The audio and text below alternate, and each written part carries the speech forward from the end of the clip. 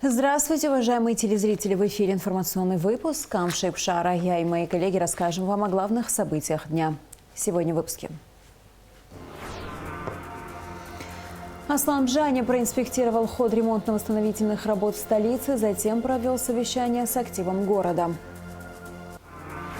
Кабмин принял постановление, согласно которому хлеб из муки высшего сорта будет стоить 30 рублей, из муки второго сорта – 28 рублей.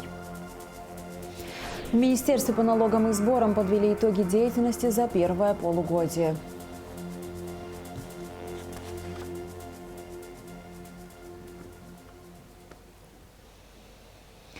Аслан Бжаня проинспектировал ход ремонтно-восстановительных работ на некоторых объектах столицы. Президент побывал в парке имени Тараса Шамба, на Красном мосту, в санаториях МВО и ПВО, а также ознакомился с ходом работ на смотровой площадке Сухумской горы. Затем глава государства провел совещание с активом города Сухум. Обо всем подробно в материале Рады Чачава. Планированное совещание с активом Сухума началось с инспекции ремонтных работ в парке имени Тараса Шамба. В недавнем прошлом, там, где сейчас выравнивается грунт и укладывается брусчатка, были заросли и запустения. Местная жительница поделилась воспоминаниями о состоянии парка и впечатлениями от проводимых работ. Лес дремучий. Слава тебе, Господи. Я ждала этот день как Бога.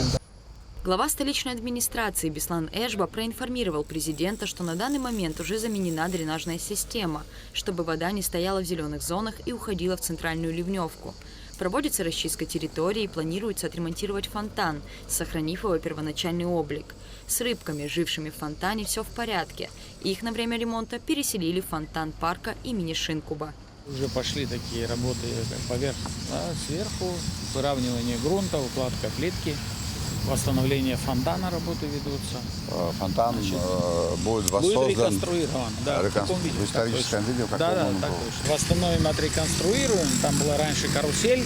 И хотим здесь установить модную карусель с лошадьми, которая во всем мире есть. Сметная стоимость работ – 17 миллионов. Средства выделены из бюджета столицы. Мы очень надеемся, что этот парк будет очень таким привлекательным местом для наших жителей, для туристов. Вот, насаждений очень много, высоких деревьев много, тени много. Планируем успеть до 30 сентября.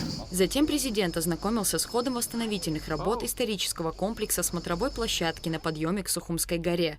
Одно из знаковых мест столицы уже полностью расчищено. Проведена шпаклевка стен, восстановлено кровельное покрытие. Будет новое освещение по всему участку. Ну, верхняя площадка тоже уже, в принципе, отремонтирована.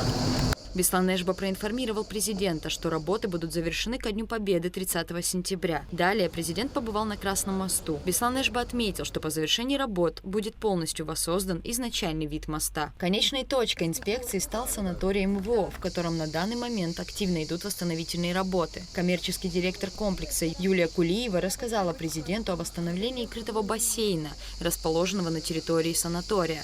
По ее словам, бассейн будет доступен для посещения как для местных жителей, так и для туристов. Также здесь планируется строительство 2 отелей из категории 5 звезд.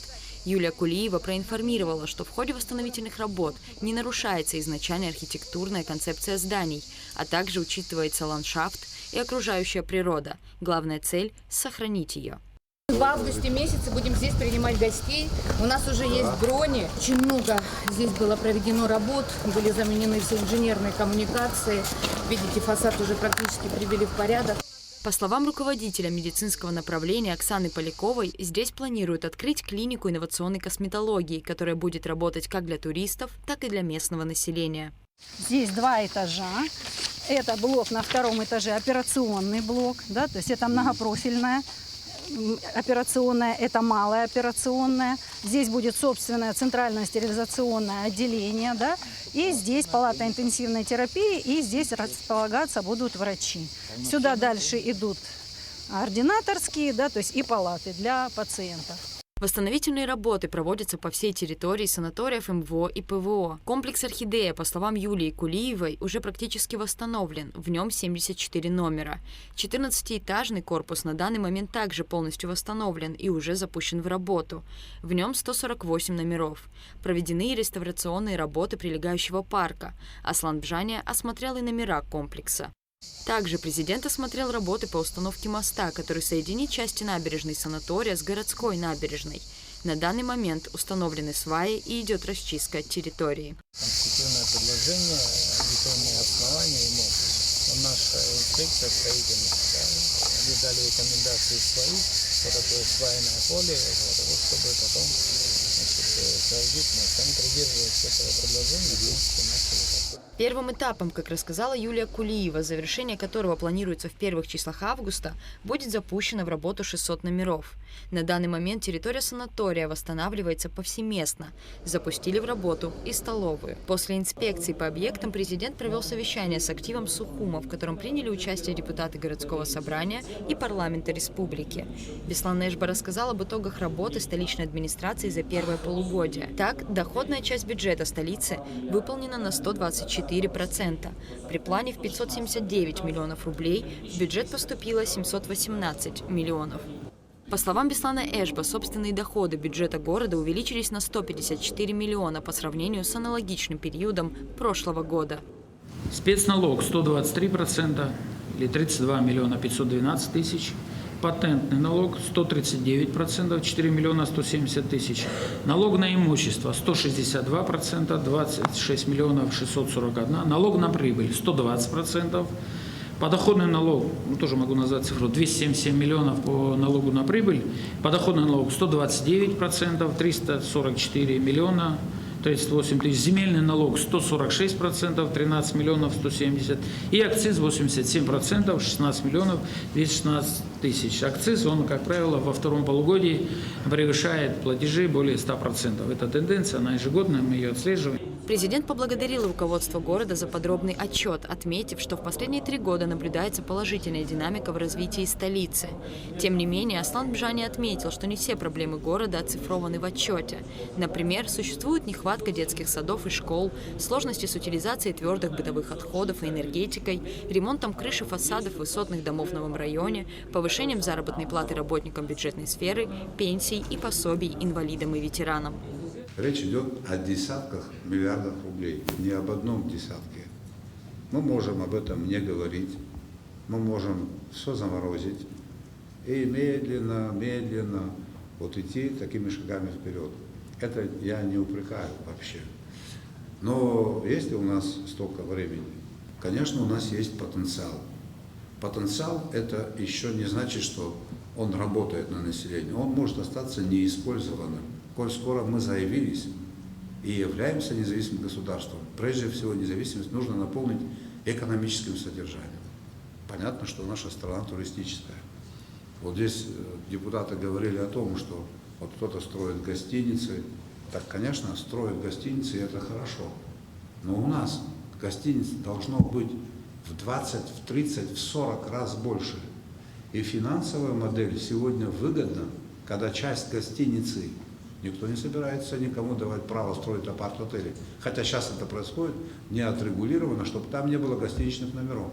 Обычно соотношение делают 50 на 50. 50% гостиницы он быстро окупил, продав эти апартаменты. Мы получили свои деньги, и он освободился от всех преференций, потому что вложил много денег. Прибыль показал, и пошло, и поехало. И это связано с развитием аэропорта, с возможностью газификации.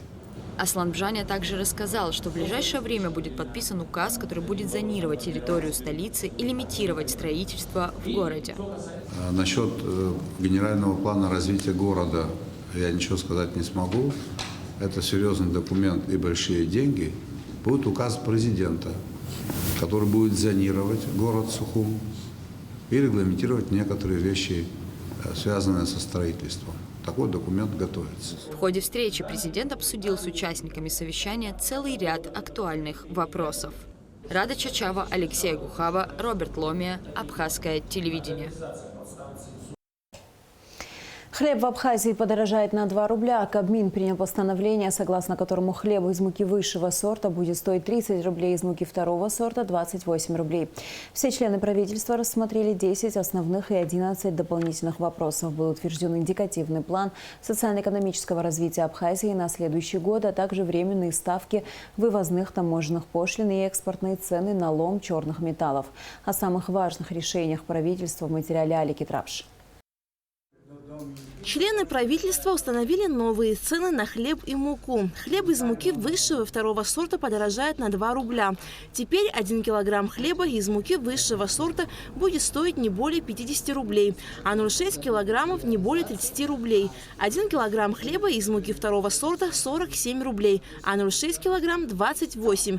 Согласно постановлению, если цены на сырье при производстве хлеба изменятся более чем на 10%, то госстандарт вправе применять повышающий коэффициент. С учетом текущей ситуации, с учетом того, что гильдия пекарей Абхазии также обратилась в Народное собрание парламента Республики Абхазия с данным вопросом, было соответствующее заседание комитета проведено профильное, на котором мы тоже, в работе которого мы принимали участие, провели достаточно предметное обсуждение данного подхода и, соответственно, рекомендуем на данном этапе пока все-таки пойти на изменение цен на хлеб.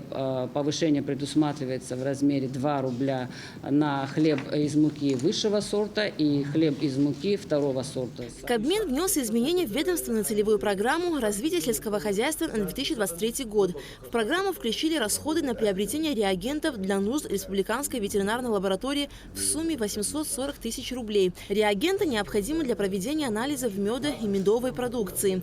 Правительство установило временные ставки вывозных таможенных пошлин и экспортных цен на лом черных металлов, предусматривающие снижение ставки таможенной пошлины на $10. И теперь таможенная пошлина составляет $30 на срок до 1 сентября. Решением правительства семьям добровольцев из Абхазии Эдуарда Шакая и Олега Бебия, погибших в ходе специальной военной операции на Донбассе, выплатят единовременные социальные пособия по 1 миллиону рублей. Члены правительства внесли изменения в постановление об утверждении дисциплинарного устава органов внутренних дел, согласно которому дисциплинарное взыскание должно назначаться до истечения 10 дней со дня, когда начальнику стало известно о проступке. Кабмин включил здания и сооружения имущественного комплекса в Сухуми по улице Бего, 16 в перечень объектов, подлежащих приватизации и утверждению условий его приватизации. Как сообщил председатель Госкомитета по управлению государственным имуществом и приватизации Беслан Кубрава, с 2020 года решением Кабмина приватизировано 15 объектов республиканского значения. Это 5 объектов в год, получается в среднем по статистике.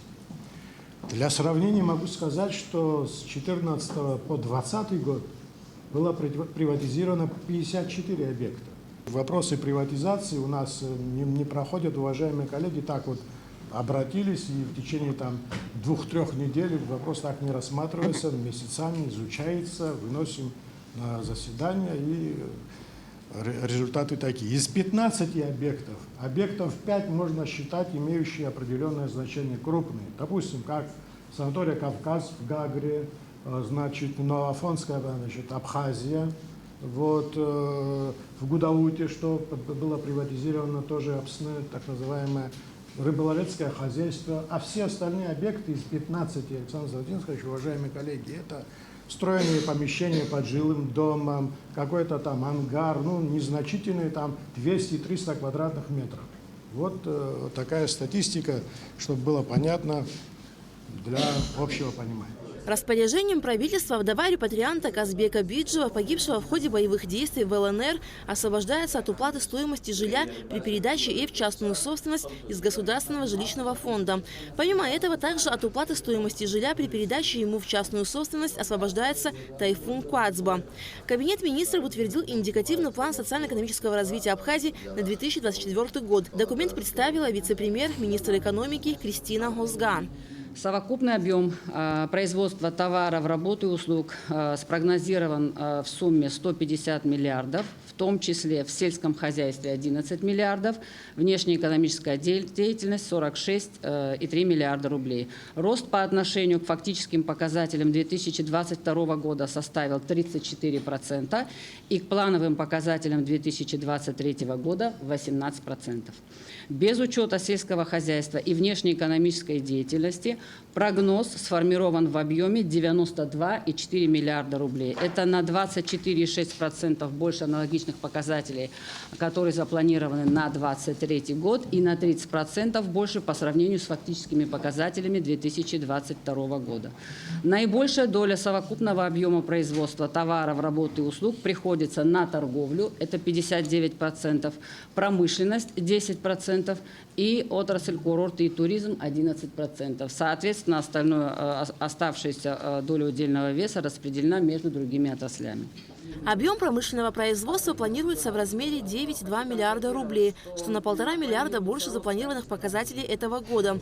В энергетике совокупный объем производства прогнозируется в размере 2 миллиардов рублей. 7,2 миллиарда рублей – это на 33,8% больше планового показателя 2023 года и на 21,5% больше по сравнению с фактическим показателем 2022 года.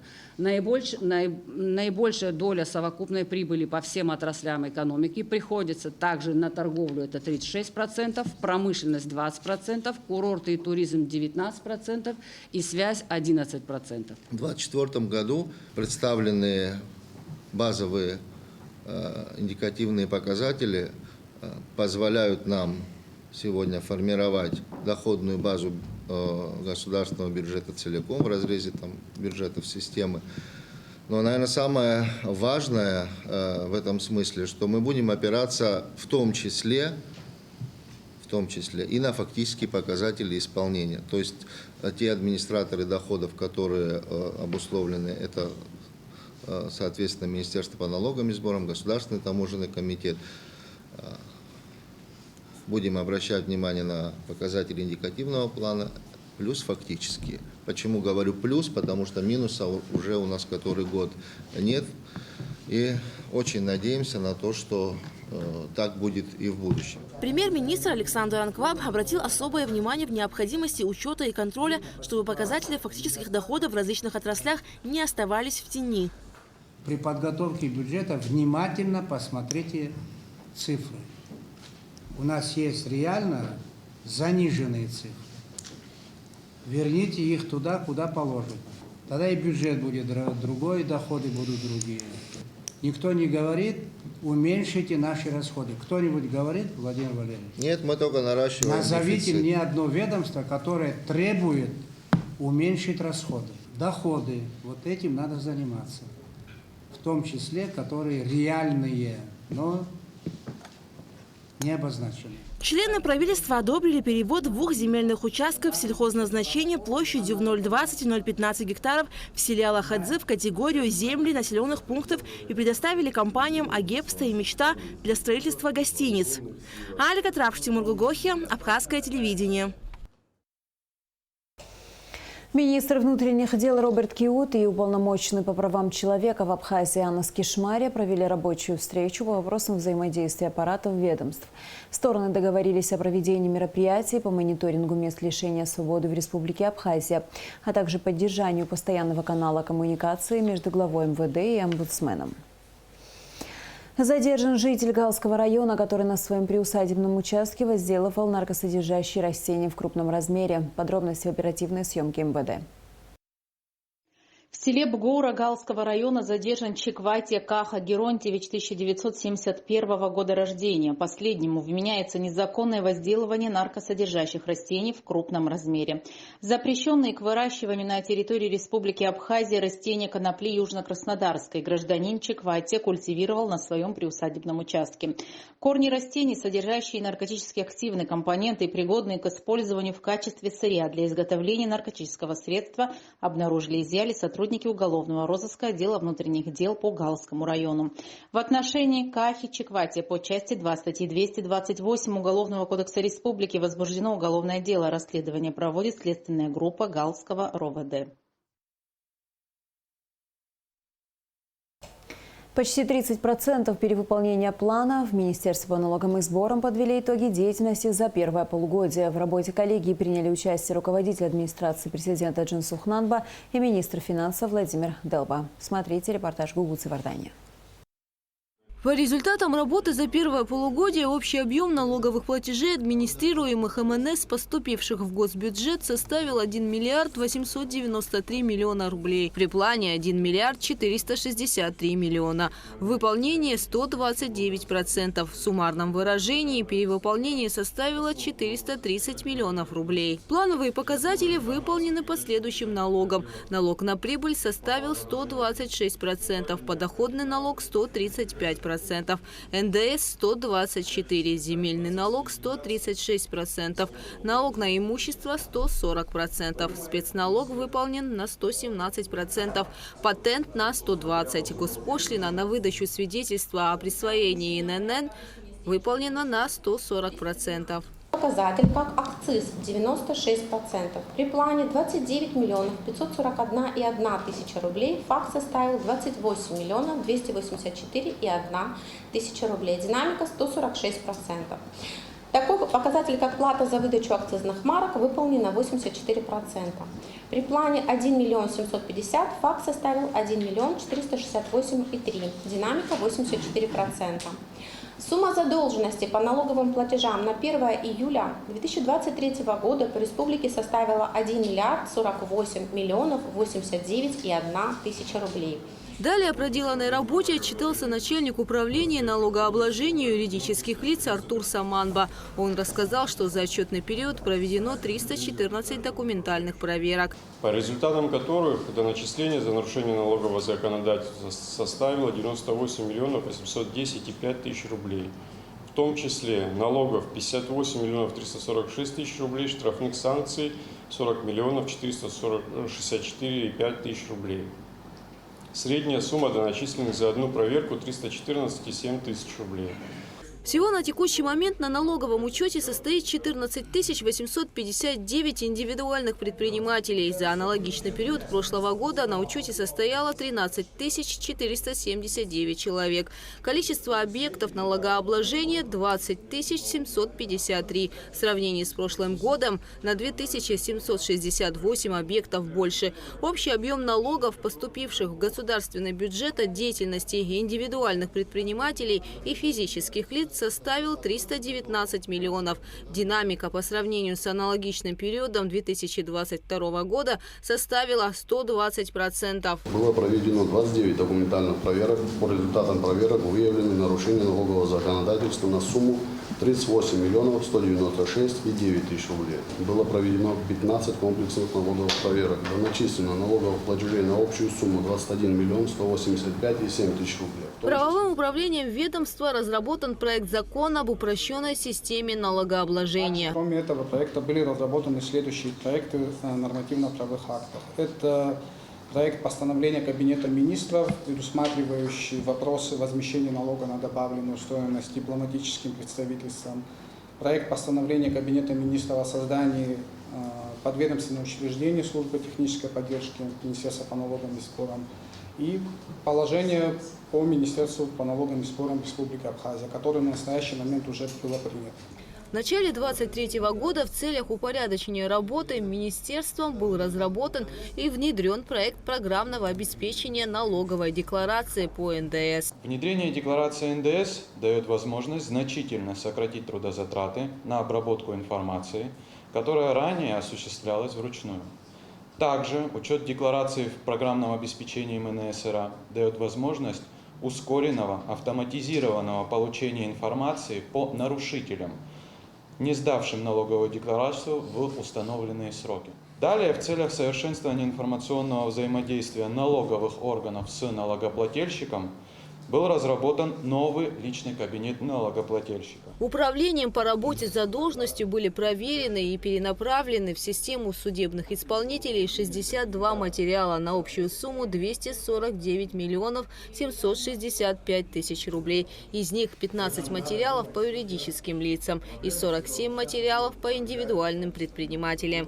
Налоговых платежей службой судебных исполнителей взыскано на сумму 43,5 миллиона рублей. Всего за все время было направлено в правоохранительные органы 37 материалов. Из них 6 материалов в Генеральную прокуратуру Республики Абхазия, а также 31 материал в Министерство внутренних дел Республики Абхазия. О специфике работы управления камеральных проверок рассказала начальник управления Гецма Барциц. Ежеквартально проводится анализ отчетов о детализации сумм НДС, принятых к вычету организациями и индивидуальными предпринимателями. В рамках данной работы выявляются налоговые разрывы и неправомерно принятые суммы НДС к вычету.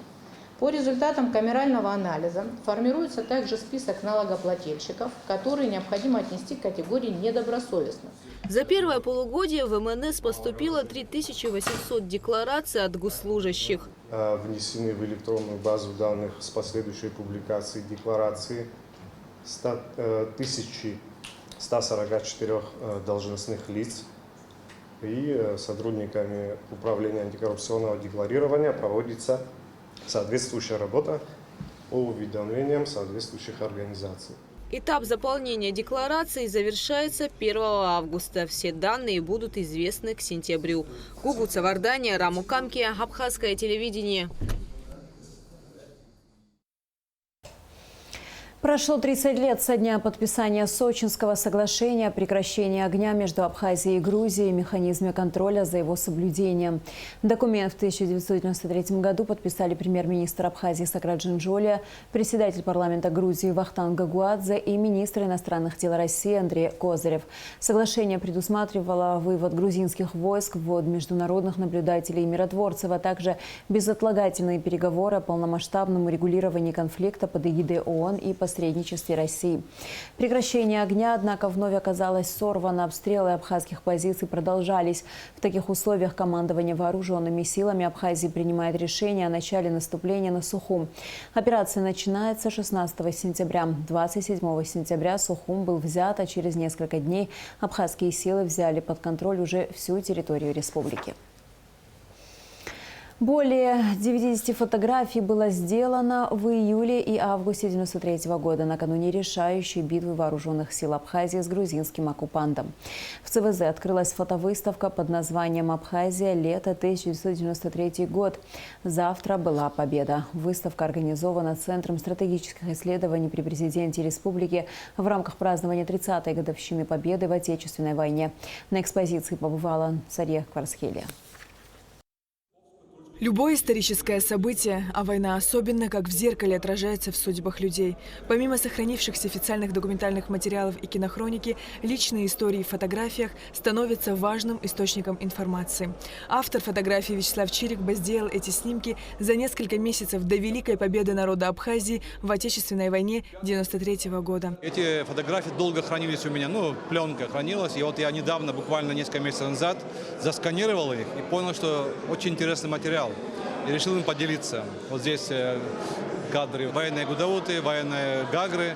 И вот всех тех, кто сделал победу реальную. И абхазские бойцы, и добровольцы, руководство Абхазии. Все это представлено. Я думаю, это интересный материал, никогда не публиковавшийся, впервые его увидит широкая публика. Фотовыставка «Абхазия. Лето 1993 года. Завтра была победа» собрала более 90 фотографий. Все снимки сделаны любительской камерой, которая отчетливо передает атмосферу тех летних месяцев. Сохраненная память о том, что забыть невозможно. Именно так называет свои работы Вячеслав Андреевич. Для меня очень дороги эти фотографии, потому что здесь изображены руководство Абхазии, запечатлены слова Арзимба в его гудаутском офисе, очень близко моему сердцу. И напоминает о том, что это было всего лишь 6 лет назад. Это все. И тогда еще не совсем ясно было, чем все закончится. Тем не менее, уже, видите, в лицах, в глазах ощущение скорой победы. Это абсолютно очевидно. Военная фотовыставка дает возможность современным людям посмотреть и задуматься о ценностях мира. Присутствовавшие искренне благодарили организаторов выставки за умение и способность найти и показать страшное и доброе. Выставленные фотографии – это невероятная сила искусства, людские чувства, которые доносятся сквозь десятки лет и трогают до глубины души, пробуждая человечность и сострадание. Прошел, посмотрел. Вообще фотография – великое дело. Сейчас много тех, кого уже нет, к сожалению, большому. И ребят, и девушек. Вот такая теплая память. И как бы ни было, я говорю свое мнение, война была самым хорошим временем моей жизни. Когда все было ясно, четко и понятно. Враг был враг, друг был друг. Я, конечно, не хочу никому пожелать войны, но хочу вот этого состояния в тот период, чтобы у нашей нации было. Это первое. Второе, из этих фотографий, конечно, вот за душу берет вот это крайнее, где двое ребят с ампутированными конечностями, да, у одного левое, у другого правое. Вот, казалось бы, ну что-то сделай, чтобы было у обоих. И вот этот цепкий взгляд Славы, я бы еще выделил фотографии вот у администрации гудаутской, бывшей во время войны, где вот Владислав выступает, там Хамзат Ханкаров, редчайшая фотография. Ну, я могу сразу сказать, что все, что я вижу сегодня, для меня ново. И эта выставка очень важна для нас, для нашей истории, для подрастающего поколения. Я была бы очень рада увидеть здесь наше студенчество, нашу молодежь. И считаю, что их надо как-то тоже привлекать. Каждый из нас должен помнить о том, что было, и мы должны мобилизовать все свои силы, чтобы сохранить себя, сохранить свои корни, сохранить себя как этнос. И такие моменты, они очень важны для нас, для будущего, для подрастающего поколения в первую очередь. Выставка организована в сотрудничестве с Ибрагимом Чкадуа, а также Центром стратегических исследований при президенте Абхазии в рамках празднования 30-й годовщины победы народа Абхазии в Отечественной войне. Я помогал, они оцифрованы, фотографии, все-таки 30 лет, это пленка, они были на мыльнице сняты, требовали некоторые корректировки, там, реанимации. Выставка будет открыта до 3 августа. Сария Кварцхеля, Астамур Гошба, Абхазское телевидение.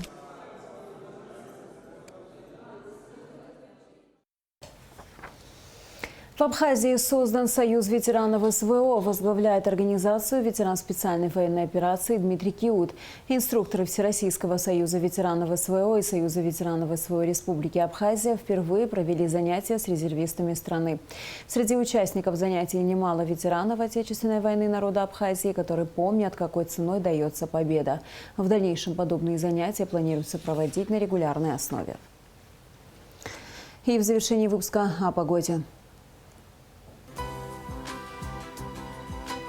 По сообщению гидрометцентра, в пятницу 28 июля на территории Абхазии ожидается облачная с прояснениями погода. Ночью и утром преимущественно без осадков, местами туман, днем дождь, гроза, возможен град. Температура воздуха ночью 19-24, днем 22-27 градусов, температура морской воды 25 градусов. На этом наш выпуск завершен. До скорых встреч в эфире.